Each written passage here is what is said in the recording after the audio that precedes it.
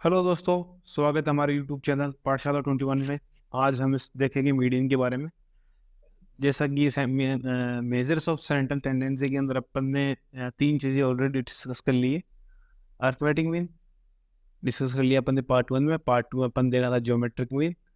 Third के अंदर देखा था अपन ने हार्मोनिक मीन। ये तीनों मीन के टाइप थे। ठीक है, अब अपन देखेंगे मीडियन लेक्चर नंबर 4 के अंदर, सेंट्रल टेंडेंसी का लेक्चर नंबर 4। तो आइए मीडियन की डेफिनेशन पे चलते हैं। अपन डेफिनेशन से स्टार्ट करेंगे और अपन डेफिनेशन देखेंगे, कैलकुलेशन देखेंगे यहाँ पे तीनों सीरीज की, इंडिविजुअल सीरीज, डिस्क्रीट सीरीज और ग्रुप फ्रीक्वेंसी का calculation with example. And last देखेंगे अपन इसकी एडवांटेज एंड डिसएडवांटेजेस। चलिए स्टार्ट करते हैं अपन मीडियन की डेफिनेशन से। Median of A set of observation is the median most value when the observation are arranged on the order of magnitude। ये एक simple सी चीज़ है, इसके अंदर याद रखना है कि मिडिल मोस्ट वैल्यू होती है अगर किसी डाटा को अपन ने उसके मैग्नीट्यूड के ऑर्डर में अरेंज कर दिया, और जो उसकी मिडिल मोस्ट वैल्यू होगी अरेंज करने के बाद में, ये ध्यान रखना कि उसको अरेंज करने के बाद में जो मिडिल मोस्ट वैल्यू होगी वो मीडियन होगी। फॉर एग्जाम्पल, अब मेरे पास तीन वैल्यू है, 5, 8, 6। तो आप सिर्फ इतना ध्यान रखो कि मिडिल मोस्ट वैल्यू तो आपके हिसाब से तो 8 हो जाएगा, लेकिन इसको अपने को और मैग्नीट्यूड के ऑर्डर में अरेंज करना है, या तो असेंडिंग ऑर्डर है या डिसेंडिंग ऑर्डर, मतलब बढ़ते हुए क्रम में या घटते हुए क्रम में से पहले अरेंज करना है। तो अपन इसे हमेशा असेंडिंग ऑर्डर में ही करेंगे, अपनी ईजी रहेगा। 5, 6, 8, तो मीडियन होगा 6 है। 6 इज द राइट आंसर। याद रखना है हमेशा, जो मिडिल मोस्ट वैल्यू होगी अरेंज करने के बाद में वही होता है median. The number of observation is smaller than median is the same as the number of observation greater than it। तो ये कि जितनी ऑब्जर्वेशन मीडियन से पहले है उतनी ऑब्जर्वेशन बाद में होगी। फॉर एग्जांपल, ये अपने पास सीरीज है x1, x2, x3, x4, x5। यहाँ पे अगर मीडियन x3 है तो जितनी ऑब्जर्वेशन x3 से पहले उतनी ऑब्जर्वेशन x3 के बाद में, यानी कि मीडियन क्या होता है, इक्वल टू पार्ट्स में डिवाइड कर देता है। ठीक है, median divide the observation two equal parts. Same, median is in certain sense the real measure of tendency। It gives the value of the most central observation। ये क्या आएगा, क्या है ये, real measure of central tendency, क्योंकि ये most central value होगी वो ही शो करेगा। यहाँ पे कैलकुलेशन कोई लफड़ा नहीं है, यहाँ पे जो सेंटर की वैल्यू होगी वही मीडियन होगी इसके according. It is unaffected by the presence of extremely large और small observation and can be calculated from frequency distribution with open end class. ये याद रखना है कि ये ओपन एंड क्लास कि केस में भी मीडियन कैलकुलेट कर सकता है, और ये जो एक्सट्रीमली लार्ज और स्मॉल वैल्यूज है उनसे अफेक्ट नहीं होता, क्योंकि ये एक पोजिशनल एवरेज है। पोजिशनल एवरेज है, ये पोजिशन में डिपेंड होता है, ना कि एक्सट्रीमली लार्ज। यहाँ पे अगर मैं 8 की जगह 800 में कर दूंगा ना, तो मैं मीडियन 6 ही आएगा, तो ये इससे अफेक्ट नहीं हुआ ना। ये पोजिशनल है, पोजिशन पर डिपेंड है सर। तो अब अपन देखते हैं कैलकुलेशन ऑफ मीडियन। पहले अपन सिंपल सीरीज का देखेंगे, फिर डिस्क्रीट सीरीज का, और फिर जो ग्रुप डाटा होता है इंटरवल्स वाला उसका देखेंगे अपन। तो स्टार्ट करते हैं अपन सिंपल सीरीज से। The given data are arrange in the order of magnitude. First of all step one क्या है, अरेंज करना है मैग्नीट्यूड की फॉर्म में, in the order of magnitude. Magnitude के ऑर्डर में, यानी घट से बढ़ते हुए क्रम में, डिसेंडिंग या असेंडिंग ऑर्डर जो भी है। If the number of observation odd, the value is the middle most is the median. अगर ओड ऑब्जर्वेशन है तो अब ऑड ऑब्जर्वेशन में क्या है, मिडिल वैल्यू एक ही रहती है। जैसे कि 5 ऑब्जर्वेशन है, 1, 2, 3, 4, 5, तो यहाँ पे मिडिल वैल्यू 3 आ जाएगी। लेकिन अगर ये इवन हो जाए 6, तो यहाँ पे मिडिल वैल्यू 2 आती है, 3 और 4।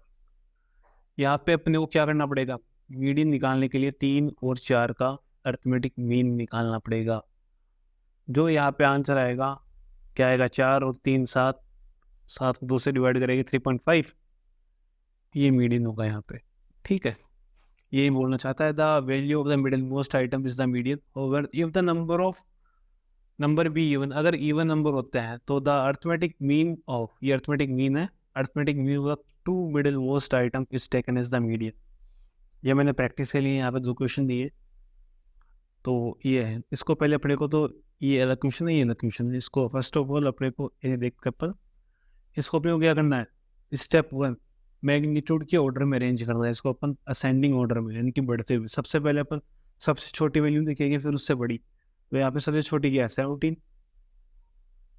17 के बाद क्या आएगा, 21, 21, 22, 22 के बाद 26, 26 के बाद आएगा 29, 32 और 40।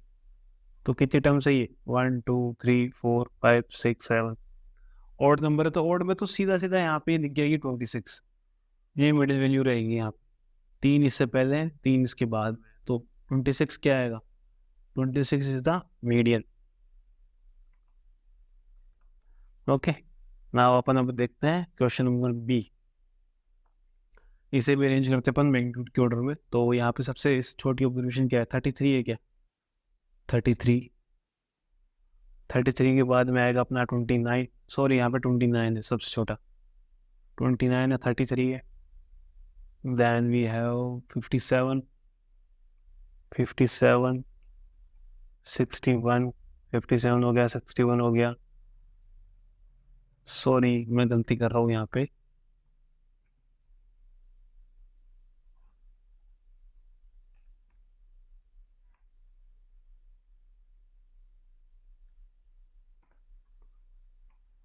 ये यहाँ पे अपन वापस से लिखते से। सबसे छोटी यहाँ पे 29, 29 के बाद में आएगा 33, 33 के बाद में आएगा अपना 54, 54, 57, 61, 61 के बाद में आएगा अपना 70, देन वी हैव 71, आफ्टर 71, 71 थोड़ी 72 है, 72, 70, 72, then we have 86, 86, 86, 88 और 91। कितनी सी ऑब्जर्वेशन, ये 1 2 3 4 5 6 7 8 9 10 थी, ये 10 होगी क्या, 1 2 3 4 5 6 7 8 9 10। ये इसका थोड़ा टफ काम है, अरेंज करना पड़ेगा पहले डाटा को। तो 10 ऑब्जर्वेशन है, 10 ऑब्जर्वेशन की मीडियम वैल्यू क्या होगी, याद रखना जितनी ऑब्जर्वेशन रहेगी वो कलम उन्हें बोलते अपन एन। यहाँ पे निकालने के लिए n/2 निकाल लो, पहली ऑब्जर्वेशन होगी n/2 और दूसरी होगी n+2/2। अगर यहाँ पे इवन आ जाता है तो 10/2 कितना आएगा, फिफ्थ ऑब्जर्वेशन, 1 2 3 4 5, एक तो हो गई ये, और 10+2 12/2 6 6 ये। तो यहाँ पे दो मिडिल वैल्यू आ गई, इन दोनों मिडिल वैल्यू की क्या क्या निकालना है, यहाँ पे अपने को अर्थमेटिक मीन निकालना है, 61 + 70/2, ये आएगा यहाँ पे मीडियन इस वाली ऑब्जर्वेशन का। तो ये था सिंपल सीरीज का।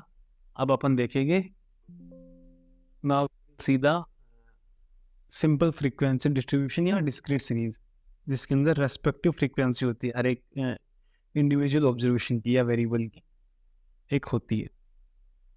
The cumulative frequency less than type corresponding to each distinct value of the variable is calculated। जो वेरिएबल रहेगा उसके बाद में जो फ्रीक्वेंसी रहेगी उसके बाद में अपने को कम्युलेटिव फ्रीक्वेंसी फाइंड आउट करनी है हर एक वेरिएबल की। Less than type cumulative frequency, step 1 cumulative frequency of respective variable find out करना है। ये ध्यान रखना है, ये simple frequency distribution find out करना है। और जो आगे अपन देखेंगे कौन सा, ये ग्रुप फ्रीक्वेंसी डिस्ट्रीब्यूशन, इसके अंदर भी अपने को कम्युलेटिव फ्रीक्वेंसी फाइंड आउट करनी है। सबसे पहली स्टेप यही है, if the total frequency be n, अगर टोटल फ्रीक्वेंसी n होती है तो the value of the variable corresponding to cumulative frequency n+1/2 gives the median. अगर टोटल फ्रीक्वेंसी n है तो जो कम्युलेटिव फ्रीक्वेंसी n+1/2 होगी वो ही मीडियन होगी। अपन इसका एग्जांपल देखेंगे तो वो सारा क्लियर हो जाएगा आपका डाउट। यहाँ पे x ले लिया, यहाँ पे f ले लिया, x आ गया 0 1 2 3 4 5 6 7 44 35 16 9 4 12। नाउ कम्युलेटिव फ्रीक्वेंसी कैलकुलेट करना है अपने को। स्टेप 1 यही थी कि कम्युलेटिव फ्रीक्वेंसी फाइंड आउट करना है अपने को।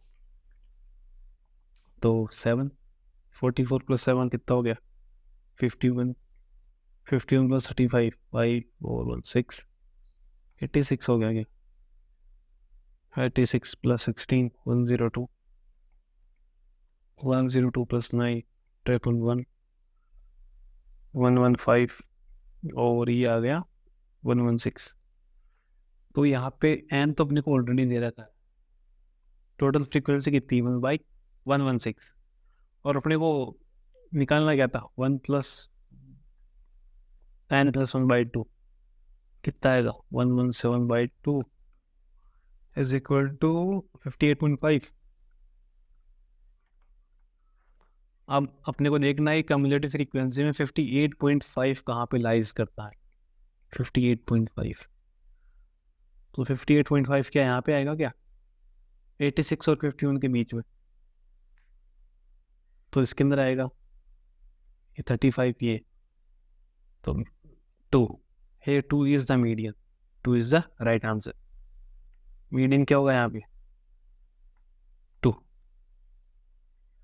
ओके, कोई डाउट नहीं होगा वैसे तो। आगे अपन देखते हैं ग्रुप फ्रीक्वेंसी डिस्ट्रीब्यूशन का। The cumulative frequency are calculated the class in which the cumulative frequency lies. The class in which the cumulative frequency यहाँ पे आएगा n/2। जिस क्लास के अंदर कम्युलेटिव फ्रीक्वेंसी n/2 होती है उस क्लास को मीडियन क्लास बोलते हैं। तो इसमें यहाँ पे स्टेप 1 क्या हो गई? कम्युलेटिव फ्रीक्वेंसी फाइंड आउट करना। ये पहली नंबर की स्टेप हो गई। दूसरी स्टेप क्या हो गई? मीडियन क्लास फाइंड आउट करना। मीडियन क्लास फाइंड आउट करने के बाद में अपने को ये वाला फॉर्मूला अप्लाई करना है यहाँ पे, तब जाकर अपना मीडियन निकलेगा। उसमें तो सीधा यहाँ पे अपने देखा कि ये, क्योंकि यहाँ पे कितना लफड़ा नहीं था, यहाँ पे पूरी क्लास होती ना। यहाँ पे क्लास होगी 30 से लेके 35, तो ये पूरी क्लास हो तो अपन मीडियन बोल नहीं सकते। यहाँ पे एक ही वैल्यू रहेगी मीडियन, तो इसलिए अपने को यहाँ पे ये फॉर्मूला अप्लाई करना पड़ेगा एक सिंगल वैल्यू निकालने के लिए, मीडियन की सिंगल वैल्यू निकालने के लिए। ठीक है, यहाँ पे फॉर्मूला में देखिए मीडियन की फॉर्मूला रहेगा L1 plus n/2 minus f upon F M multiply by C. L1 क्या रहेगा? जो lower boundary of median class है, एक क्लास निकलेगी यहाँ पे, वो L1 जो मीडियन क्लास होगी उसकी जो लोअर बाउंड्री रहेगी वो होगी मीडियन L1। n होगी यहाँ पे total frequency. f cumulative frequency below L1, जो L1 मीडियन क्लास उससे जस्ट ऊपर वाली जो कम्युलेटिव फ्रीक्वेंसी है वो f होगी यहाँ पे। एफ एम होगा the frequency of median class, जो मीडियन क्लास रहेगी उसकी क्या फ्रीक्वेंसी है। और C is the width of the median class, जो मीडियन क्लास है उसकी विड्थ क्या है। Okay, now we will see the example. First of all अपन इसको अरेंज कर लेते हैं एक बार। एक्स एफ और कम्युलेटिव फ्रीक्वेंसी 15 से 25, 25 से 35, 35 से 45, 45 से 55, 55 से 65, 65 से 75, 75। और इनके रेस्पेक्टिव फ्रीक्वेंसीज है 4, 11, 19, 14, 0, 2। अब अपन निकालते हैं कि कम्युलेटिव फ्रीक्वेंसी। कम्युलेटिव फ्रीक्वेंसी रहेगी यहाँ पे 4, 11 प्लस 4 15, 15 प्लस 19 34, 34 और यहाँ पे ये रहेगा 48, 48 प्लस 0 48, 48 प्लस 2 50। तो यहाँ पे जो एन है ये रहेगा 50। तो स्टेप नंबर 1 तो अपन ने कर दिया, क्या? कम्युलेटिव फ्रीक्वेंसी कैलकुलेट कर दी। स्टेप नंबर 2 मीडियन क्लास निकालनी। मीडियन क्लास क्या थी? 50/2, n/2 था ना मीडियन क्लास, यहाँ पे मैंने बताया था। मीडियन क्लास निकालनी तो n/2 से डिवाइड करना पड़ेगा अपने को। 15/2